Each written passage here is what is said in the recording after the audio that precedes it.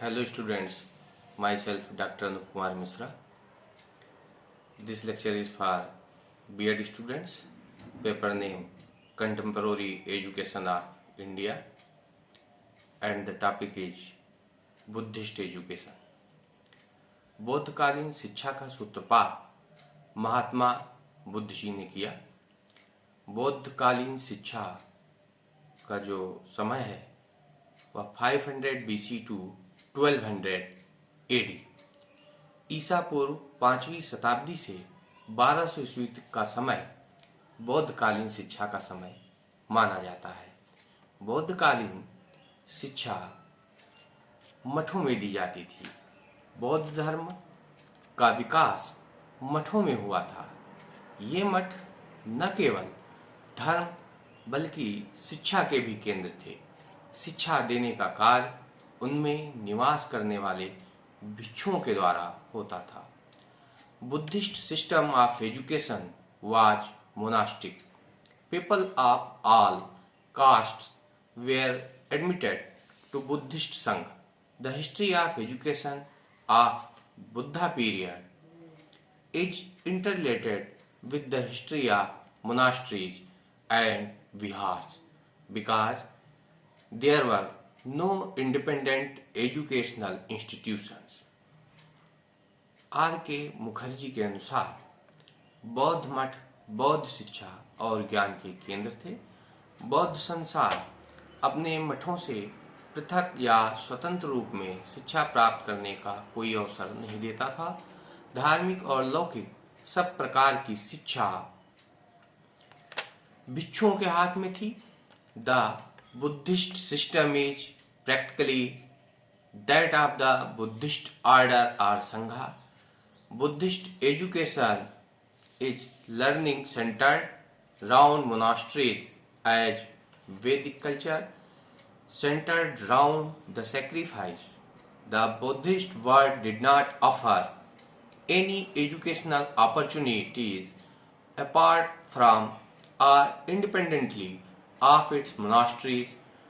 All education, sacred as well as secular, was in the hands of monks. अब हम बात करते हैं ऑर्गेनाइजेशन ऑफ एजुकेशन, बौद्धकालीन शिक्षा की व्यवस्था के बारे में। सबसे पहले एलिमेंट प्राथमिक शिक्षा, प्राइमरी एजुकेशन। प्राथमिक शिक्षा शुरू करने की आयु 6 वर्ष की थी। The starting age of primary education of 6 year old। प्राथमिक शिक्षा शुरुआत करते समय विद्यार्थियों को 6 माह तक की एक पुस्तक का अध्ययन करना होता था जिसे सिद्धि रस्तु कहते हैं। 6 माह तक इसका अध्ययन करने के पश्चात उसे उन्हें अन्य 5 विषयों की शिक्षा प्रदान की जाती थी। शिक्षा की जो भाषा थी वह पाली भाषा थी।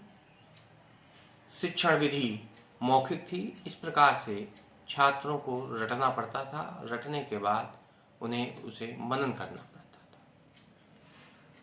प्राथमिक शिक्षा के बाद फिर है हायर एजुकेशन, उच्च शिक्षा।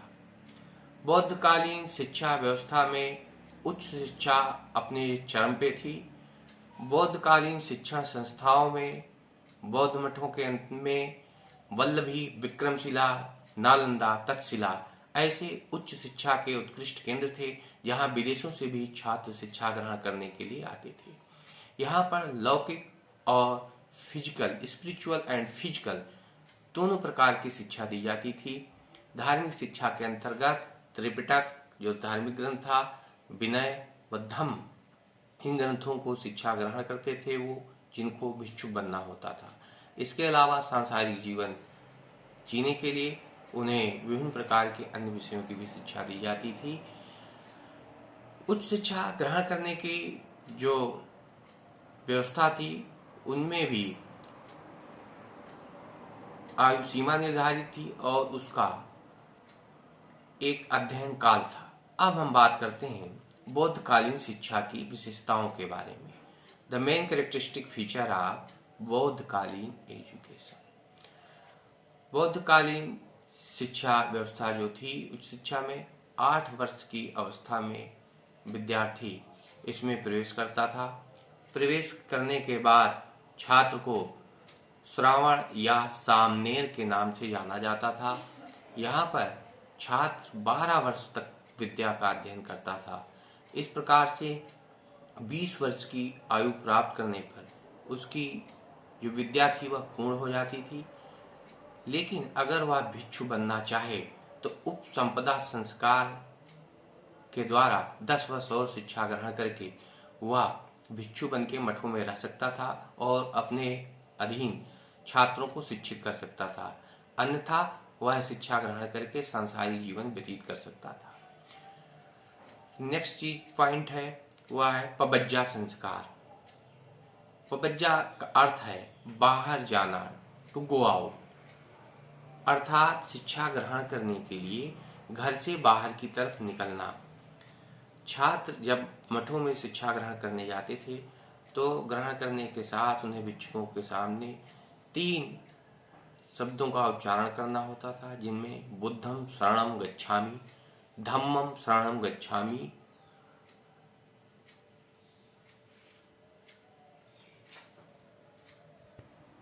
संघम शरणम गच्छामि। अब नेक्स्ट पॉइंट है उपसंपदा। उपसंपदा यह एक संस्कार होता था जो भिक्षुकों की उपस्थिति में होता था।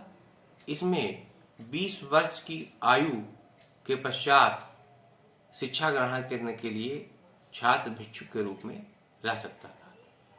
अब हम बात करते हैं अध्ययन काल की, study period of Buddhist education. बौद्धकालीन शिक्षा में 22 वर्ष तक की अवधि का उल्लेख मिलता है। इस प्रकार से छात्र जो है 8 वर्ष की आयु में प्रवेश करके 30 वर्ष की आयु तक जब तक पूर्ण करता था, शिक्षा ग्रहण करता था, उसके बाद वह सांसारिक जीवन व्यतीत करने के लिए बाहर निकल जाता था। बुद्धिस्ट एजुकेशन सिस्टम में स्टूडेंट लाइफ कैसी होती थी? छात्र जीवन में भिक्षाटन, सादा भोजन व उन्हें सिर्फ 3 वस्त्र ग्रहण करना होता था। इन 3 वस्त्रों के कारण उन वस्त्रों को तिसिवरा के नाम से जाना जाता था। कठोर अनुशासन का पालन करना होता था, छात्रों को सदाचारी जीवन जीना होता था। नेक्स्ट है गुरु शिष्य संबंध, टीचर स्टूडेंट रिलेशन।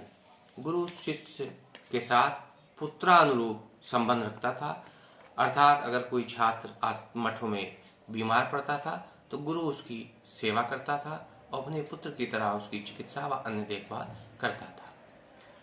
अब आते हैं करिकुलम ऑफ बुद्धिस्ट एजुकेशन, पाठ्यक्रम। बुद्धकालीन शिक्षा में जो पाठ्यक्रम थे उनमें दर्शन शास्त्र, तर्कशास्त्र, न्याय शास्त्र की शिक्षा दी जाती थी और वैदिक धर्म व अन्य धर्मों के बारे में भी उल्लेख मिलता है। नेक्स्ट पॉइंट है टीचिंग मेथड, शिक्षण विधि।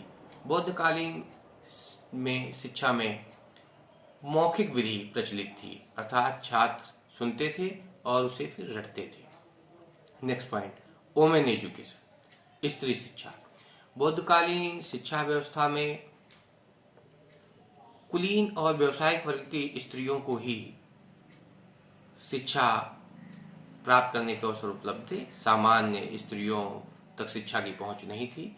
ऐसे विभिन्न स्त्रियों का उल्लेख मिलता है जो जैसे संघमित्रा, ये विदुषी महिलाएं थी जिन्होंने धर्म का प्रचार प्रसार किया। इसके अलावा नेक्स्ट पॉइंट है व्यावसायिक शिक्षा। छात्रों को विभिन्न व्यवसायों को करने के लिए भी मठों में शिक्षा प्रदान करने की व्यवस्था थी। विक्रमशिला, तक्षशिला, नालंदा जैसे विश्वविद्यालयों के भवन निर्माण, सांची के स्तूप को देखते हुए यह पता चलता है कि उस समय के भवन निर्माण की कला उत्कृष्ट थी। मूर्तिकला, चित्रकला, कृषि व पशुपालन इत्यादि विषयों की भी शिक्षा मठों में प्रदान की जाती थी। बौद्धकालीन शिक्षा व्यवस्था की विशेषता थी कि उसमें सभी जातियों के लिए शिक्षा प्रदान की जाती थी।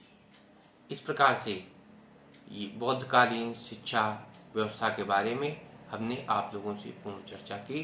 धन्यवाद।